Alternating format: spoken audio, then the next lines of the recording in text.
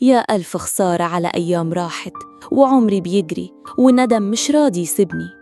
5 سنين فاتوا على قرار كنت فاكراه هيحررني، بس للأسف بدفع تمن قرار متهور أخدته وبندم عليه، ولا عارفة أعيش ولا أنام بسببه. وعشان أنام لازم أستنى إحساس التعب أو حباية منوم تاخدني لعالم تاني. أحمد كان راجل محترم الكل يحلف بيه، ومركزه كويس.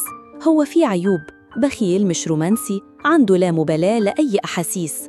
وافتكرت إني لما أتطلق منه هشوف حياتي، لأني صغيرة وهتجوز حد حنين ورومانسي. بس للأسف الحياة بعد الطلاق صعبة جداً. صممت على الطلاق وخرجت من البيت وأنا فاكرة إني خلاص هشوف النور. أحمد كان راجل محترم الكل يحلف بيه، ومركزه كويس. هو فيه عيوب، بخيل مش رومانسي، عنده لا مبالاة لأي أحاسيس. وافتكرت إني لما أتطلق منه هشوف حياتي، لأني صغيرة وهتجوز حد حنين ورومانسي. بس للأسف الحياة بعد الطلاق صعبة جداً. صممت على الطلاق وخرجت من البيت وأنا فاكرة إني خلاص هشوف النور. أنا اتجوزت فعلاً، بس مش اللي كنت متخيلاه.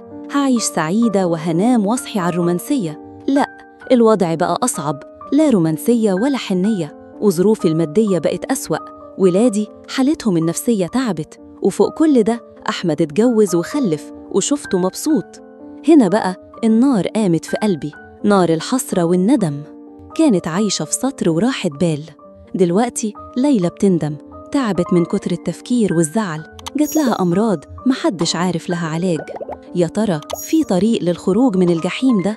قولولي رأيكم في التعليقات، وما تنسوش تعملوا اشتراك في القناة عشان تشوفوا باقي قصصنا المؤثرة اللي بتلمس حياتنا كلنا.